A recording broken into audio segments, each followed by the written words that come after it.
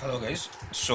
We'll start one very important topic for both point of view and a very easy topic, in fact, from biotechnology and its applications of class 12 CBSE and other boards as well. Okay, so we'll start that topic now. And that topic, the name of the topic is RNA interference. Okay, RNA interference. Now, this RNA interference in biotechnology is given with respect to a nematode which is called as M. incognita.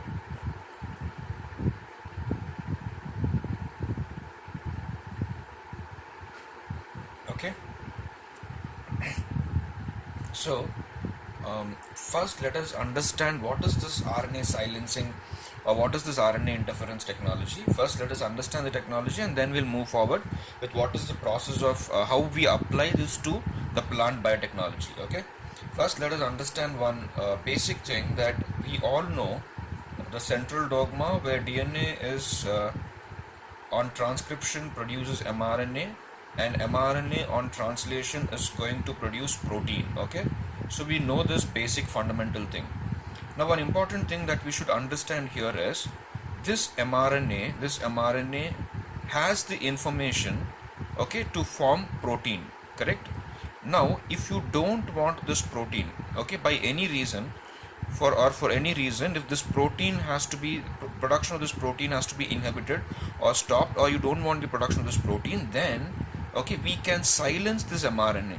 If you're silencing this mRNA, okay, we can block this mRNA or inhibit this mRNA from producing the protein. Now, how do we do it? As RNA interference. Okay, so we are interfering with the function of the mRNA, or we are not allowing the mRNA to get translated into the protein. Okay, that is the entire fundamental concept of this RNAi technology. Okay, I hope you understood this RNAi basic introduction about RNAi.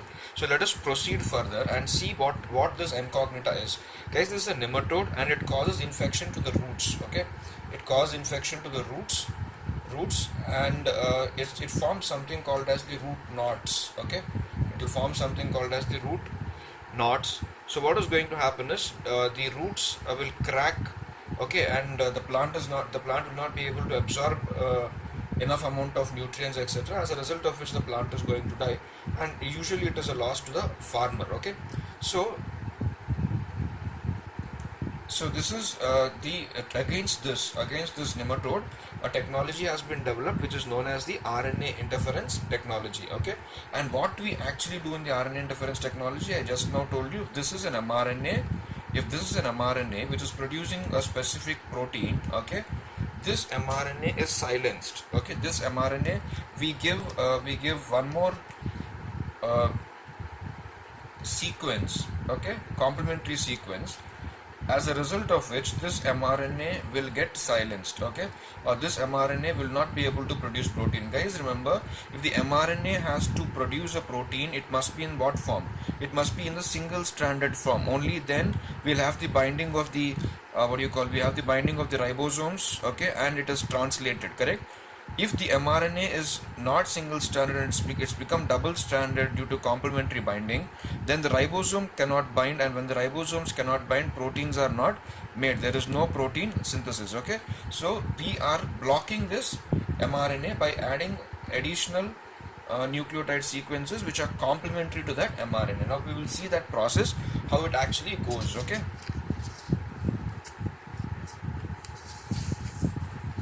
see this now. So this is a plant cell. Okay, this is a plant cell. This is a plant cell. Okay, and this is the infecting nematode. This is the infecting nematode. Now in this plant cell, what we have here, this is the nucleus. Of course, I did not show the nuclear pores here, but yeah, this is the nucleus.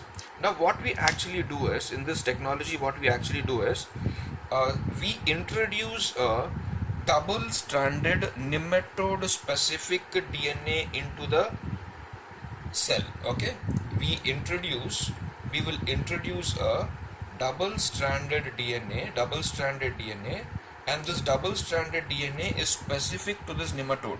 whichever nematode you want to target, whichever nematode's genes you want to silence, okay, to that specific genes to that specific nematode are inserted into the plant cell. Okay, so double stranded DNA, and this double stranded DNA is a nematode specific DNA. It is a nematode specific DNA. Remember this, it is a nematode specific DNA. Okay, a nematode specific DNA, double stranded DNA, is inserted into the cell, plant cell. How is it inserted? All of you know plant cell transformations are usually done by TI plasmid. Okay, agrobacterium mediated plasmid, agrobacterium mediated transformation we do. Okay, usually TI plasmids they give through agrobacterium bacteria. It has a plasmid called as TI plasmid, left border, right border, tDNA. Okay, all that is biotechnology. So this TI plasmid, using this TI plasmid, the gene is inserted into the plant cell. Now inside this plant cell, what is going to happen? Now this double stranded DNA that has entered inside this plant cell, this double stranded DNA will get converted into double stranded RNA. Yes, means both the sense strand and the antisense strand are transcribed. Okay, this double stranded DNA will get converted into double stranded RNA. Now this double stranded RNA, this is the double stranded RNA. Now understand guys, now the game begins now. Now what is going to happen is we have a structure and what do you call a cleaving enzyme, okay, which is called as the dicer, which is called as what? It's a dicer. Guys, remember, dicer, dicing itself means cutting. Okay, dicing itself means cutting. So this dicer, what it is going to do is, this dicer is going to bind to this double stranded RNA.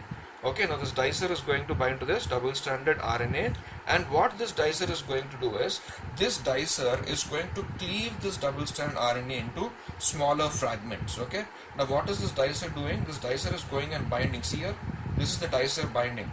Dicer, this is the dicer, a cutting or cleaving enzyme or a structure, and this dicer is going to cleave this double stranded RNA. And this double strand RNA, guys, remember, it is formed from the nematode specific DNA, correct? So this double strand RNA will also be specific to the nematode. It is cleaved into smaller fragments. Okay, and these smaller fragments are called as these